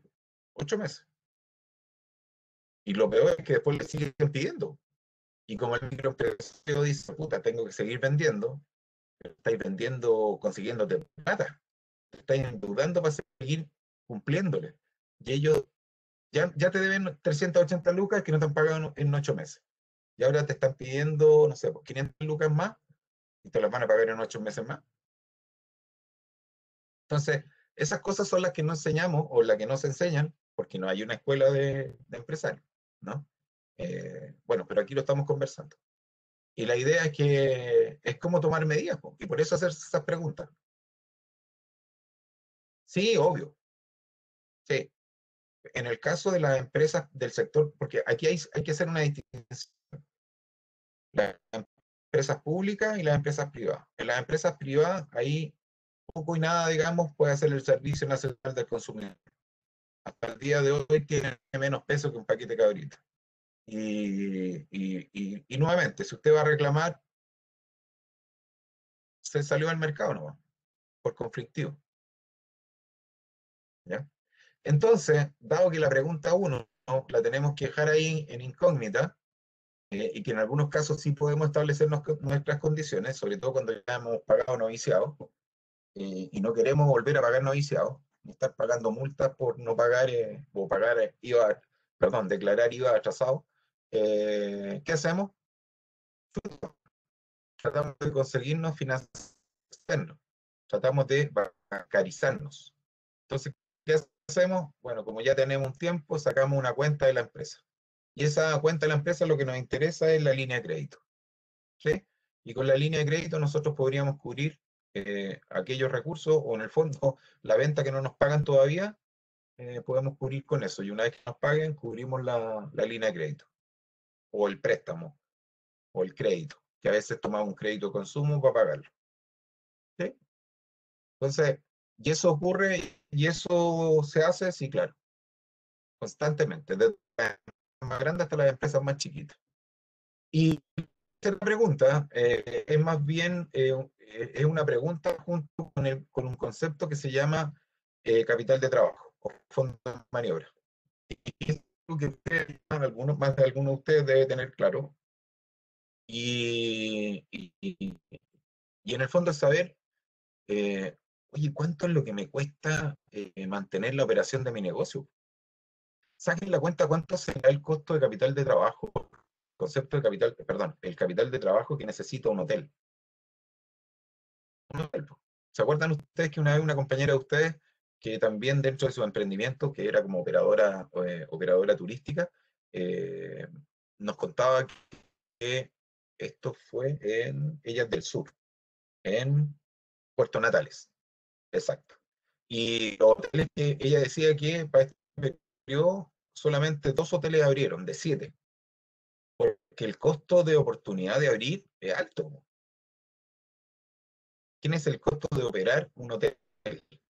No sé, un hotel para 100 personas, 200 personas, que hay que tener habilitado un sistema de luz, agua, aseo, protocolos de limpieza, de aseo por el COVID, movilización, eh, telefonía, plan de celular, etcétera.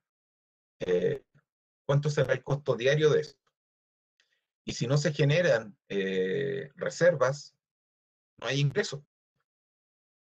Entonces los que abrieron tienen que tener una espalda financiera importante, ¿verdad? Porque en las temporadas, claro, la mayoría de los rubros, digamos, de turismo, que son por temporada, salvo que sea un activo, digamos, permanente en el tiempo, no sé, así como los geysers del Tatío, que uno puede ir en verano como también puede ir en invierno, digamos. Pero obviamente siempre se genera una estacionalidad. Entonces, imagínense lo que significa el mantener esa operación. Entonces, por eso en el contexto de los presupuestos es importante saber los costos, es saber cuánto es lo que me cuesta mi operación. Una cosa es saber cuánto me cuesta producir, pero otra cosa es cuánto me sale mantener la operación. ¿Sí? Y no es casualidad que muchos de nosotros hemos negociado también con la gente que trabaja con nosotros, sobre todo aquellos que tienen contrato de trabajo, ¿verdad? Hemos ido negociando el mismo gobierno junto con las medidas para apoyar a las empresas, han generado estos seguros o estas protecciones de empleabilidad para ir subsidiando de alguna manera a las personas y que no pierdan su trabajo. Obviamente, ¿qué significa eso? De que no están ganando lo mismo, están recibiendo algo como para sobrevivir. El problema es que eso se agota porque tiene un tiempo. Es como un subsidio de cesantía, no es para siempre, ¿no? Porque hay recursos que son limitados, ¿no? Entonces, el concepto de capital de trabajo, fondo de maniobra, es importante tenerlo presente, ¿verdad? Y básicamente es el recurso necesario para financiar la actividad de la empresa, tal cual, ¿ya? Y la última pregunta, ¿cómo asegurar los resultados del presupuesto de venta? ¿Cómo creen ustedes? ¿Cómo se podría asegurar los resultados del presupuesto de venta?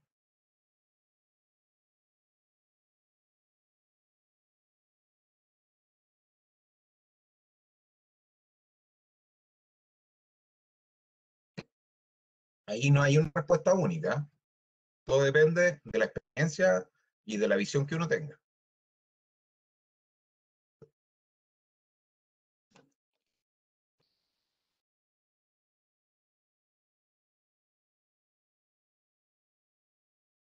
Patricio,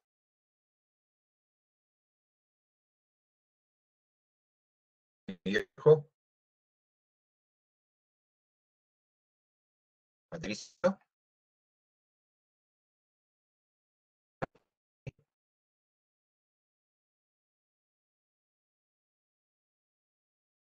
¿se fueron todos? No,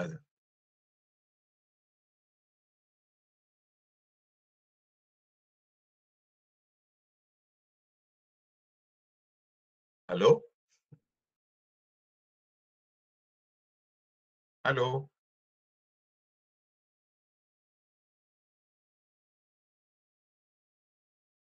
Ok, el Benjamín se ríe. Hola, hola. Yo pensé que me dejaron solito. Y dije, chuta, qué triste. Como no les puedo ver la carita, estamos aquí, qué bueno. Pero me sentí como solito. Ya. eh, eh, hola, hola. Gracias, gracias. Gracias. Muchas gracias. Eh, voy a mostrar ahí para que. Ya, mira. La pregunta, ¿cómo elaborar un presupuesto de ventas? Aquí hay una estructura bastante simple, eh, donde uno lo que hace, establece los periodos que uno quiere proyectar, ¿cierto? Define las unidades que pretende vender y el precio de venta neto, es decir, sin IVA. Después utiliza, digamos, le incorpora el IVA, en este caso seguimos teniendo el 19%, y vamos a llegar a un monto de ventas brutas. Esto, si se fijan, esto que está acá, se parte del supuesto de que las ventas son al contado, pero todos sabemos que eso no es así, no todas necesariamente, salvo, ¿cuál es la salvedad? Ustedes por su propia experiencia, tanto como empresarios como usuarios, donde uno no ya deja de pagar o de que le fíen. Almacenes de bar, por ejemplo. Las farmacias. Ojo, yo conocí una farmacia, conocida también como botica, que también fiaba. para que ustedes sepan. Bueno, en varias partes. Cuando uno era conocido, ¿sí? Entonces, y esto es importante exclusivamente por por esta parte de acá. Pero para poder saber, ¿qué dice ahí? Depende de si lo conocen, si fían o no, claro. Es conocimiento, experiencia, en una serie de cosas. Pero hoy día más bien es una tendencia que, o sea, la tendencia es que hoy día ya prácticamente no se fía. ¿Sí? Eh, eh, Acuérdense de que nosotros partíamos con el presupuesto de venta, de donde partía todo, y después yo lo que tengo que ir haciendo es ir viendo los demás presupuestos. Porque claro, yo lo que hice primero proyecté cuánto es lo que quería vender, y ya sea por cantidad o ya sea por precio. Entonces, si es por cantidad, tengo que identificar, porque si soy productor o si presto servicio, tengo que definir eh, la producción, pues, ¿sí? ¿Cuánta gente voy a necesitar? ¿Cuántos productos voy a necesitar? ¿Cuántos insumos voy a necesitar? Si se trata de algún proceso productivo, por ejemplo, una mesa, o se trata de, no sé, me recuerdo que también estuvo acá una alumna que trabajaba en la confección. Entonces ella estaba haciendo productos, estaba confeccionando como temporada para poder después vender. Entonces ella estaba produciendo ahí algunos artículos. Entonces ella tenía productos que estaban en proceso y otros que estaban terminados, con distintas tallas. Generalmente ella decía, mira, no, yo me oriento más bien a mujeres mayores, ¿sí? Y saben dónde vi un negocio que lo encontré genial, lo encontré muy genial, eh, en una iglesia evangélica en San Bernardo. Bueno, en general lo que son las iglesias evangélicas, metodistas, me tocó también conocer la realidad, o sea, no conocer la realidad, pero ir a la iglesia o templos de los mormones, que son súper organizados. Bueno, en el caso que les voy a contar, eh, vino una pareja donde ella es evangélica, ellos ambos pertenecen a una iglesia. Y, y ella dijo, mira, ¿sabes qué? Yo partí ya emprendiendo y yo lo que hago son confecciones y les diseño y les vendo ropa a las damas para asistir a la iglesia. Sí, lo que pasa es que en la iglesia evangélica, parece que ella era pentecostal, puede ser, y tienen ciertas normas con respecto a la vestimenta. Eh, Tienen que estar vestidos con ciertas características de largo, no pueden ser con escotadas. Resulta que generalmente lo que hacen las mujeres que son evangélicas van a algunas tiendas y eh, compran ropa, comillas, como para señora, y después ellas la arreglan.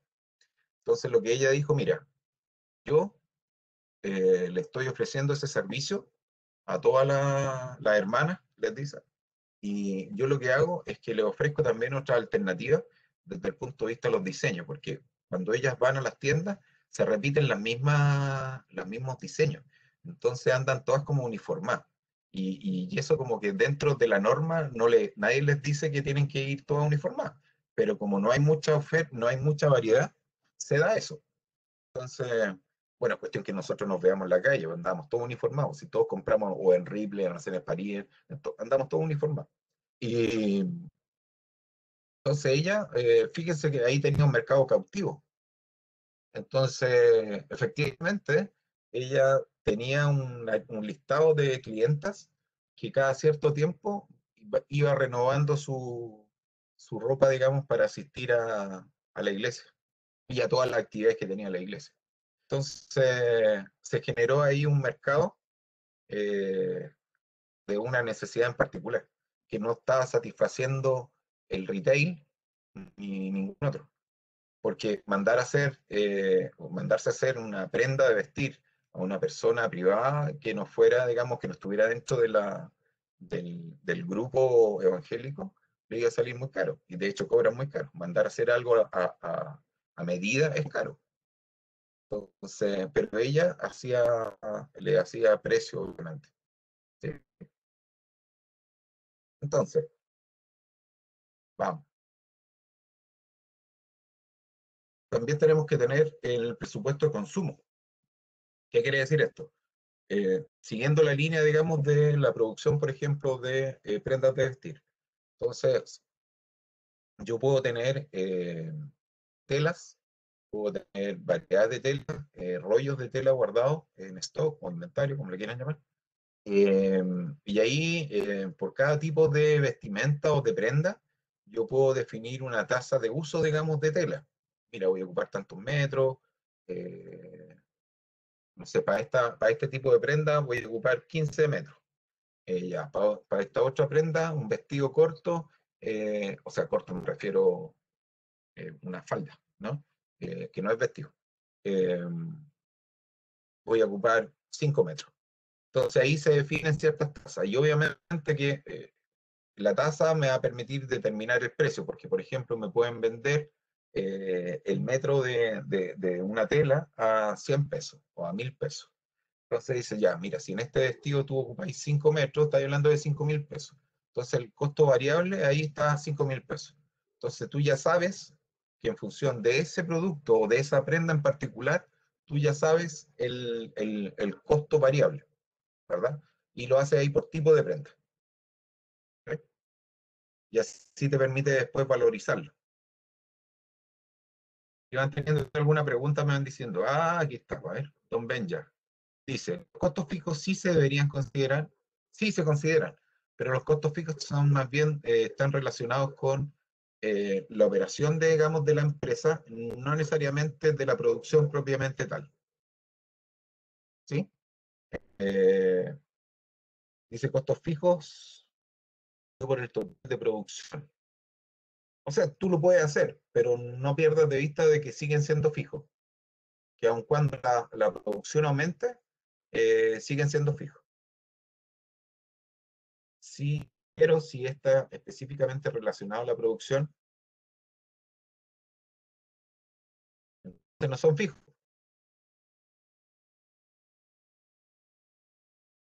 son variables. Porque si tú me dices que es específica, ya comprendo. Buena, buena, buena. Muy bien. Una estrellita. Muy bien. Claro, porque si están específicamente, si están específicamente relacionados, son variables. Bueno, como le diría a mi hijo, buena cholo. Luego, presupuesto de compra de materia prima directa. Es lo mismo. Tenemos el consumo y algunas empresas tienen inventarios, ¿cierto? Yo puedo tener un inventario, ¿verdad? Y por lo tanto, si yo necesito 7 metros y tengo 5, entonces, perfecto. Entonces, el resto, digamos, lo que tengo y simplemente tengo que producir o comprar lo que me falta. Y así voy proyectando. Generalmente las empresas, cuando producen más bien en serie, es decir, tienen un proceso productivo, tienen compras planificadas, lo que hacen es establecer una suerte de política de inventario. Entonces dicen, mira, ¿sabéis qué? Vamos a tener siempre un inventario de este tipo de productos en proceso o de materia prima, vamos a tener un 10% de lo proyectado en el mes siguiente. Ya, bueno. Entonces ya el tipo de producción sabe que de esos productos tiene que tener el 10% de lo que se había presupuestado. Perfecto.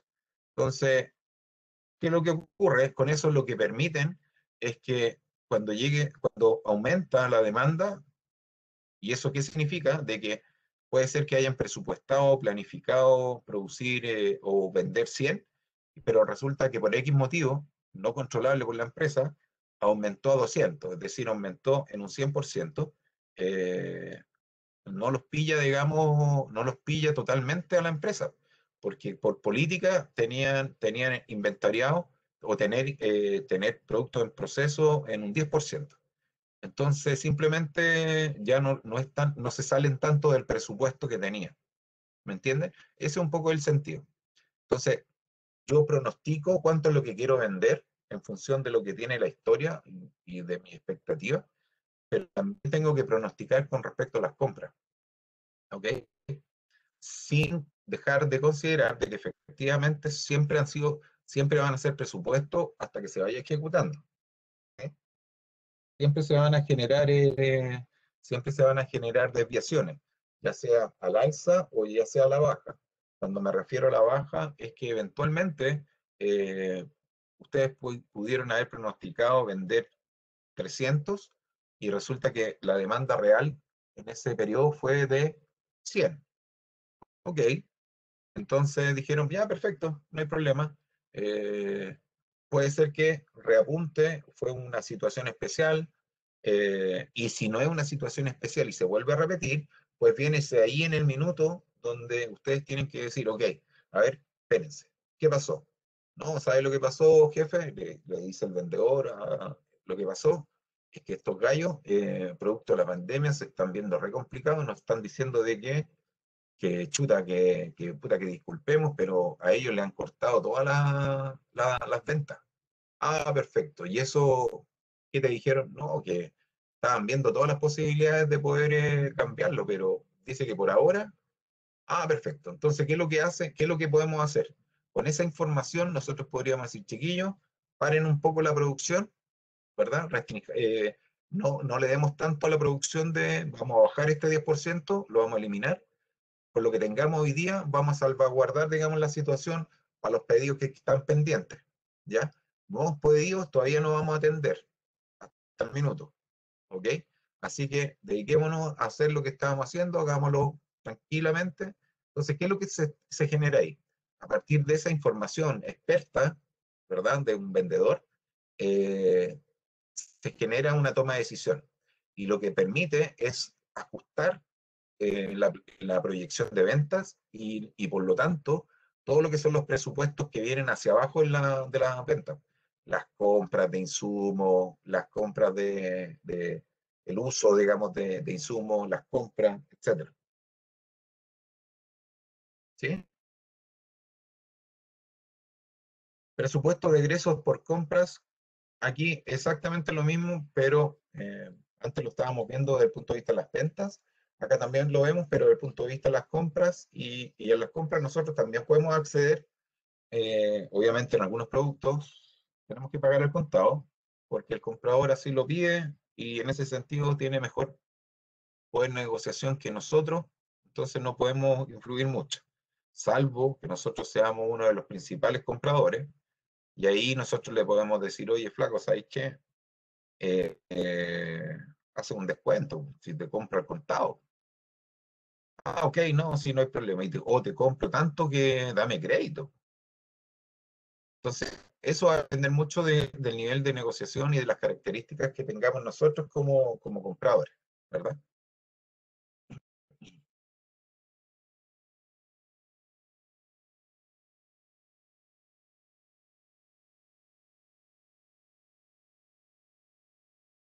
Este tema es importante, y lo vamos a esbozar para poder verlo en la última sesión con un ejemplo, con un ejercicio para ir revisando, digamos, los componentes de un presupuesto de caja.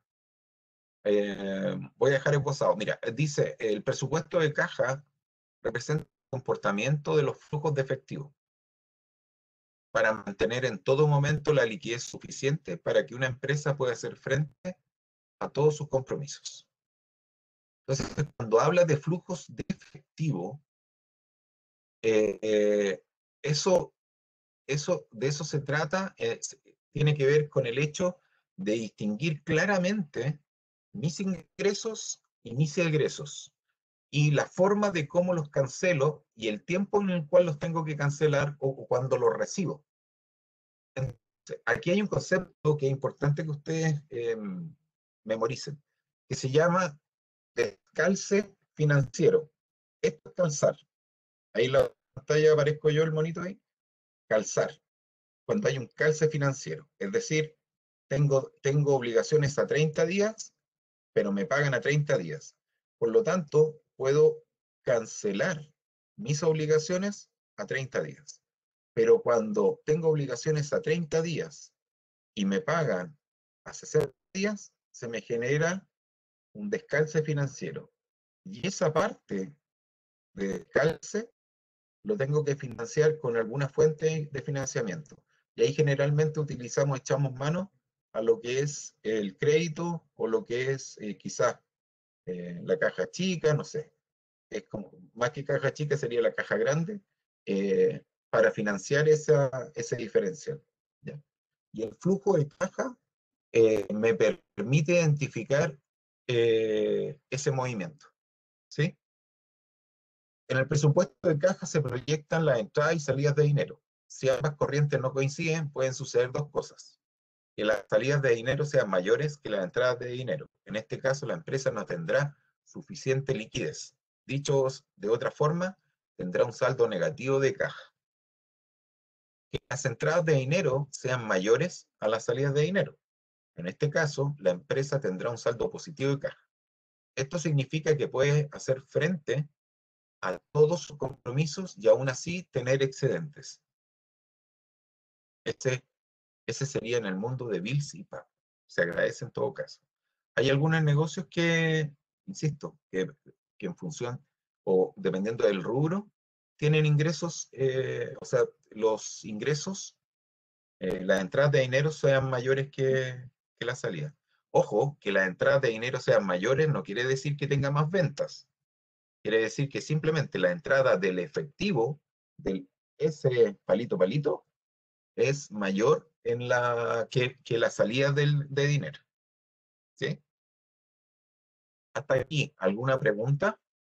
Porque ya en la próxima sesión la vamos a revisar porque este es muy bueno, digamos. Bueno, es muy bueno tener idea, digamos, en cómo se maneja un flujo de caja. ¿Hay preguntas, consultas? No alcanzamos nuevamente. Yo creo que en la próxima sesión nos vamos a ir de micrófono abierto todo el rato, ¿no? Podamos ahí conversar. Patricio. Sí, así es, ya estamos en la hora, sí. Así que yo Ya creo que la estamos. próxima. Sí, Ya, ya pues, estamos en la Carlos. hora. No sé si hay que rematar algo, ¿no? Amigos, ¿Estamos? Nos vemos. Eso. Ujú. Sí, chao ahí chiquillos, que nos estén vemos. bien, cuídense. Si quieren traer un ejemplo para la próxima semana, feliz, por favor. Tráiganme un ejemplo de ustedes que podamos trabajar, por favor. Eso, súper bien. Chao, Pablo. Así que bueno, muchísimas gracias. Chao, Rafa, que estés muy bien, ¿ah? Cuídate, muchas Chao, gracias. Nos amigos. vemos. Gracias. Gracias a todos, que estén muy bien. Chao, chao.